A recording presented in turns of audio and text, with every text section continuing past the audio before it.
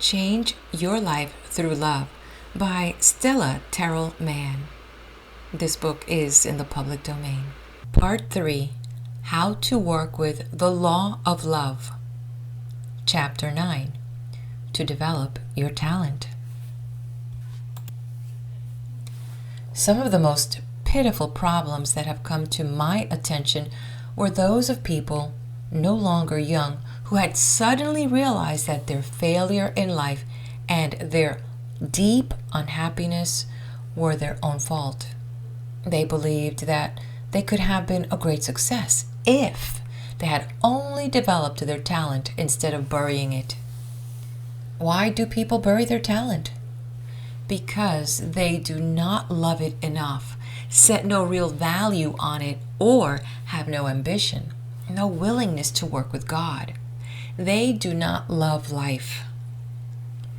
Webster defines talent as a preeminent and special aptitude, faculty for effective performance along certain lines, superior intelligence, and ability as for business or artistic pursuits. All people are born with a talent, a special aptitude to handle the stuff of life. We each have a very special job to do, which we can do better than any other work and better than anyone else can do it. No matter what else we do with life, we never are completely happy unless and until we develop our share of God. We are not happy because we are not whole, even though we may have earned a good and honest living, served the world, and even acquired a fortune. Our talent was given us to love so much that we would work with it, and by doing so, learn more about God, ourselves, and our fellow men than in any other way. There is another side, another meaning to developing one's talent. Jesus devoted a whole parable to what happens when we fail to multiply by use that which we have and are. Simplified, it is the parable of the man who trusted his servants with talents while he was away. One hid his talent, the others put theirs to use and multiplied them. On his return, the man required an accounting of his servants. Those who had multiplied their talents were called good and faithful servants. The one who had hidden his one talent was rebuked, and his one talent was taken from him and given to the man who now had 10 talents. The parable is found in the 25th chapter of Matthew from the 14th verse on, and should be read by those who desire to develop fully their own talent. In Jesus' parable, the surface meaning of the word talent is money. But money is a symbol. Money is not reality. The realities are principles and not things. So in reading the parable, we must look for the below surface meanings. Bible passages have been found to have several meanings depending upon whether they apply to the mental, physical, or spiritual plane. The talent in Jesus' parable means a measure or unit of life, an individual unit of consciousness or selfhood. In our modern world, the talent is a symbol of money, for if put to use, it earns money. Here is the soul of the Bible parable. For unto everyone that hath shall be given, and he shall have abundance. But from him that hath not shall be taken away even that which he hath. Book of Matthew, chapter 25, verse 29. Considered in the light of all else Jesus taught, we see the inexorable law in that passage. It says that unless we grow by multiplying our original measure of life, we shall cease to be as an individual. We must of ourselves either multiply that which we are or become extinct as the result of having our original measure of existence taken away by law. God cannot increase ourselves for us because we have free will. Multiply or be cast into outer darkness, the great void which has neither light individuality, nor consciousness of its own. Multiply by use of your measure of being will revert to a static condition upon which others who have multiplied themselves may draw. In shorter words, love life, use it under the law of love, or perish.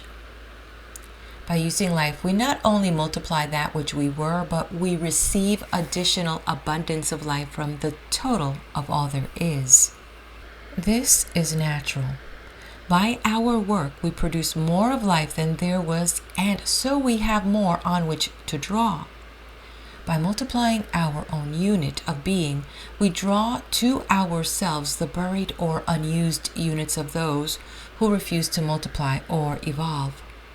A crude comparison is that of a grain of wheat cast into the earth, which has the power to germinate, but does not do so, and therefore decays, becoming part of the soil food for the grain next to it, which is alive and growing, multiplying its share of life.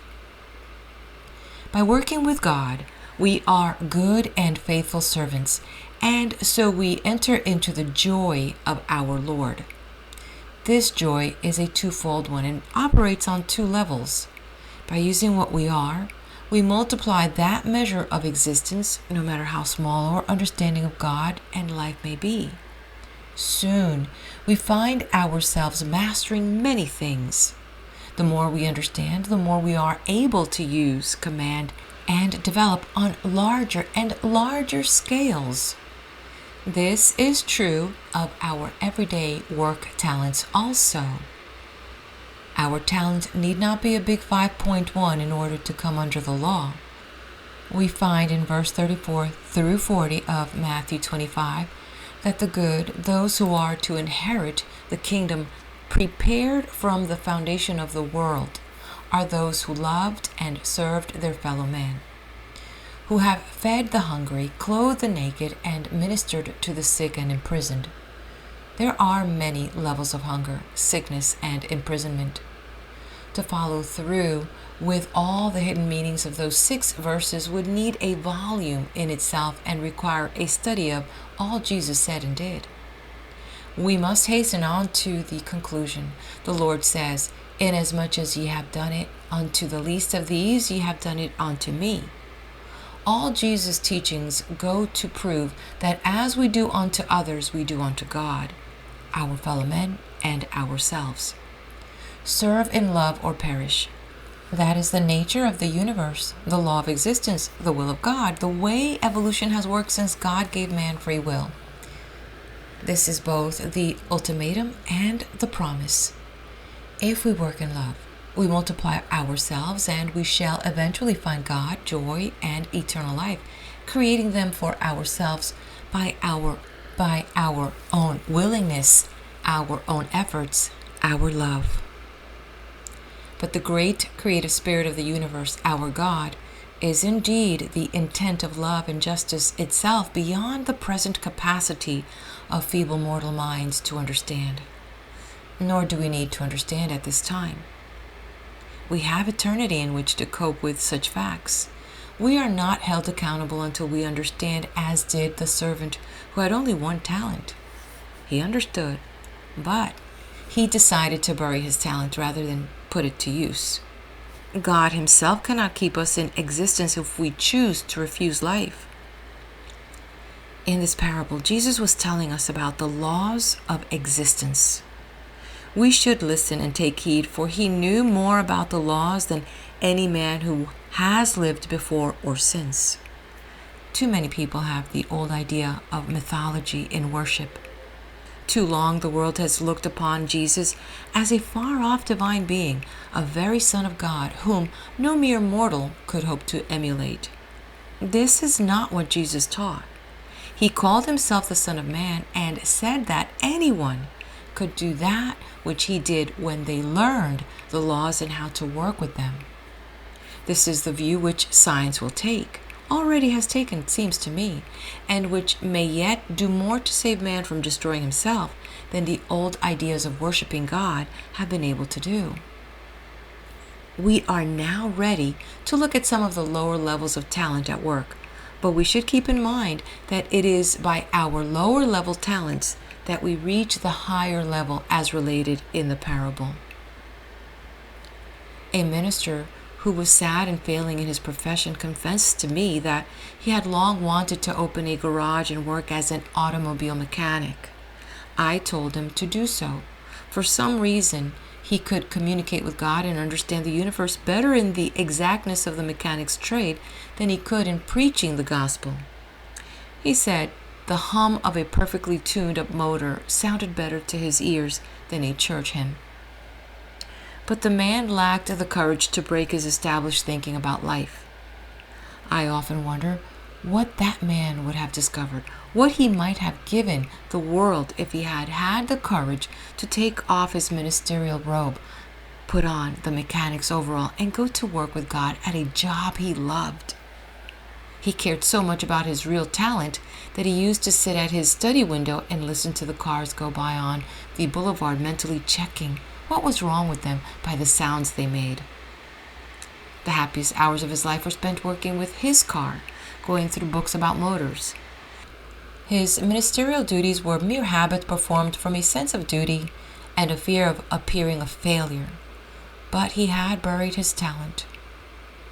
A surgeon told me he had never wanted to study medicine, but that it had been impressed upon him from early childhood that he must become a doctor, and so he dutifully became one. It ruined his health and his happiness. He said he felt he had only worked and never lived at all. I advised him to resign while there was time, but he did not, though he confessed he had added little, if anything, to his profession or to the field of medicine in any way. He had always wanted to be a farmer. The joy of his life, the one thing he really loved, was his occasional stolen visit to the country, where he would rise before daybreak. At that hour he felt he could live forever, that there was something all around him alive, working in the air and in the very soil. He was conscious of being urged to work with it, though he never once dared to risk his hands. Here was a work he loved, and only God knows what this man might have discovered had he followed his natural faculties, his natural aptitudes.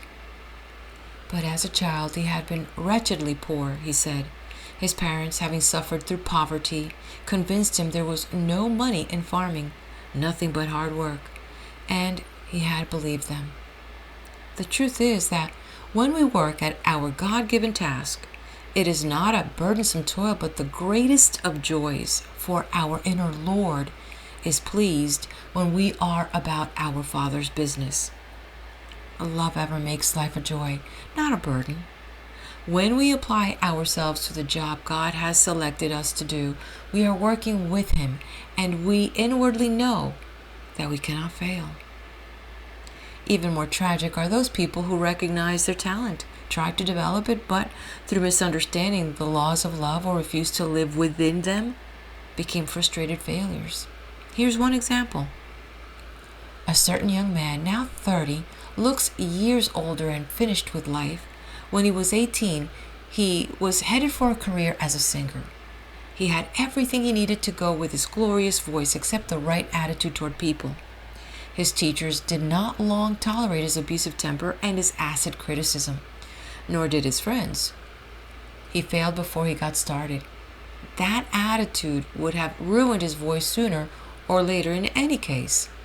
Today he is a clerk in a grocery store. He spends his money for recordings of some of the very same little voices he used to laugh at. On the other hand, the possessors of those little voices loved and appreciated their talents so much that they put it out to use, and along with it, loved people, their audience, and life. They had more than just a voice box in their throat.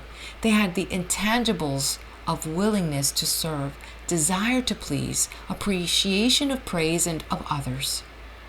They never forgot that their goal, even when they were very far from it, was to sing to people. One of the singers, who once cringed under the sharp words of the grocery clerk, explained his success to me in this way. I knew I had a small voice, so I figured I'd have to develop a very large personality. I had to make the people love me enough to overlook the smallness of my voice.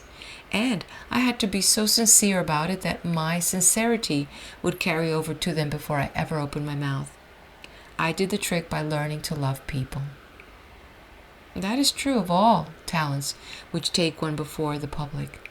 It is especially true of radio performers of all kinds. A man who had been on the radio for 16 years told me he early discovered the fact that the microphone has an uncanny way of picking up and amplifying the slightest tone of insincerity, just as it enlarges the one that is sincere. To try to develop a talent in a spiritual, illegal manner is to bury it. Every criminal I ever worked with had a talent which he had been using against himself, his own life, and his soul, although he thought of it as a pitting his wits against the world and sometimes winning. Only a fool imagines he can cheat nature, outwit God. Can man, the created, be greater or no more than God, the creator? I have helped several gambling addicts to perfect healing by helping them to learn how to develop their real talent under the law of love. Developing our talent means for most of us what it meant for Jenny, putting our special ability, our aptitude, our little one-point talent to work in some commercial pursuit which appeals to us and by which we can earn a living. But even here, we cannot overlook the law of love, the desire for good and the willingness to promote the welfare of all. The man building a commercial enterprise on anything less than all truth, honesty, love of goodness, self, and brother is building to an eventual fall. For all not built by the Father will have to be torn down and built anew. Poverty will vanish from the face of the earth when mankind as a whole stops trying to get a bargain or something for nothing from his fellow man. God does not cheat one man in order to enrich another, nor does he allow us to do so. The man who takes an undue profit out of his laborer's goods or services steals from himself materially and spiritually. He has buried his talent. He has refused to put himself out for the honest use of God and his fellow men. Now, what about you and your talent? If you have one already at work, you need but obey the rules. Accept once and for all that you can develop it, or you would not have been given the task in the first place. Your ambition is equal to your ability to deliver. Your purchasing power is equal to your needs. When you work at your talent through love, you have signed up with the creative power of the universe as manager and co-partner. But the first move is yours always. God helps those who help themselves. It surely applies to developing one's talent. There is a creative spirit waiting for you to call upon it. Say, I love my talent and my talent loves me. As you train for or work at your task, say, I love God and God loves me. Also, I love people and people love me. If working at your talent sometimes seems to take too many hours, remember that time is not being wasted. I am multiplying my life through love. I am multiplying my talent through love. Often repeated will refresh and restore you. Once you have arrived and are actually performing on the job, whether it is the smallest task or the biggest in the nation, keep yourself aware of the force of love by saying, I work for God's people and God's people work for me. It cannot be otherwise. All the money you will ever earn by putting your talents to work will come to you through the hands of others. Whatever your work, do it well. As you do unto others, you are doing unto yourself and to God. If it is not your own beloved talent, then work towards that day when you will be giving all your time to your talent. But do not slight the task at hand. Take the attitude that the work you are doing now, if good and honest, will lead to an opening for working at your talent, and remember your prayer program for that opening. At this point, someone is pretty sure to say, but how can I? I'm only a housewife, or I'm a husband with a family to feed. Listen, my friends, if you really know what your talent is, and if you love it so much that you'd pay for the privilege of working at it because there was no other way to get a chance to perform, then never doubt that you'll develop that talent. The only reason you have not already done so is that some mental block exists in your own mind to prevent this development. The talent is the very call of God to go to work for Him. Who or what can stand against you when you start to work with God? As for being a busy housewife with no time to do the extra job God has assigned you to do, I'd like to point out that being a mother or a good wife to a good man is job enough. Also, I'd like to mention the fact that the world's most successful women, those who have given most to their fellow men, have been mothers along with their other jobs. A talent is no load to carry. It is the star that leads on, making all other loads lighter. It is a promise of God. Do your part and God will do His. Never fear. Remember, God will benefit by your success. Remember, too, that you have the weight, opinion, and love of the world back of you, rooting for you. Whether you stop to think about it or not, the world shares in your success. All people wish to be in better circumstances. When you have succeeded with your talent, some of the good flows out to the world in ever-widening circles. Every man gets an unearned benefit by the other man's success. Don't let temporary petty jealousies disturb you. Don't let the fearful little minds of uninformed persons tell you it can't be done. Pay no attention at all to well-meaning but misguided relatives who try to run your life. I once advised a young man to leave home for this very reason. His parents, who would gladly have choked me at the time, are today busy singing my praises and bragging about their son who has made such a wonderful success. Relatives are the grave diggers of more buried talents than they ever dream of. The guilt is twofold.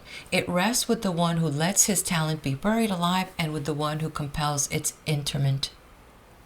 Listen only to your own soul and to God. Go straight to the great collective Christ mind of the world for help. The highest self in each man is there, separated from personalities, wishing you success, ready and able to help you by its good desire, its love. Recognize that aid. Trust it fully. Call on it and you will get help from it. I know a lawyer who never takes a case to court without first meditating alone, calling on this collective wisdom and good, on God, for guidance. He seldom loses a case. He has refused to take a good many because he felt they were against the law of love. He desires always to work with God and to avoid the stupidity of ever trying to break a spiritual law or trying to work against God. But how am I to know what my talent is? Someone may say.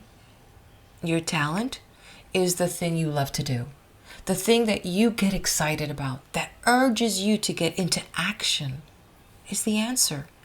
If you don't know what your talent is, ask yourself. Watch yourself all day for weeks, months if need be. What really interests you? Don't pretend. Don't hide. Don't be falsely modest or too self-critical. Still don't know? Well, try this. Ask God to show you. Go to your meditation room. Assume the attitude of a trusting little child. Say, Father, I know you have given me a work to do for Thee, myself and my fellow men. I am willing and anxious to do that work, but I do not see clearly what it is. Please show me my talent and how to go about developing it. Pause, wait, and again assume the attitude of a little child. Expect an answer. If it does not come at once, go right on assuming that the answer has come, for it has. It came to earth with you. Your earth ears are not yet tuned to hear the voice of God, but they will be if you persist in the belief that they are. Continue your efforts, and one day the answer will come so clearly to your mind, you will wonder why you did not think of that before. We see how this law works on the physical plane. From a brilliantly lighted room, we step into a dark one, and at first we can't see a thing. But presently, when our physical eyes have become adjusted to the darkness, we can easily make out objects in the room. Start to work with your talent. See it as a labor of love. Look with the eyes of love at it, at your fellow men, and at all nature. Speak and listen with love. Think with the mind of love. Soon you will hear the voice of God saying, "Come up higher. and you will double, treble your efforts and your output. Eventually, you will discover that to work with God is to be sure of success. All worry about the future, all speculation about the outcome of your efforts, your ability, will be dissolved in the warmth and success of love. For if you love life, you love your talents. And where love is, there is success also, whether with the temporary task of earning your bread and butter or your great work, the work of developing your measure of being, your soul. Love never fails. Add to your notes. I work with love, and love works with me. I do not fail love, and love never fails me. End of chapter. Please do hit that like button. If you know someone that could use this, please forward it to them. Subscribe to the channel, and let's head over to the next video. We'll continue with this book as we move on to part 4, How to Trust the Spirit of Love, in chapter 10, to guide and protect loved ones.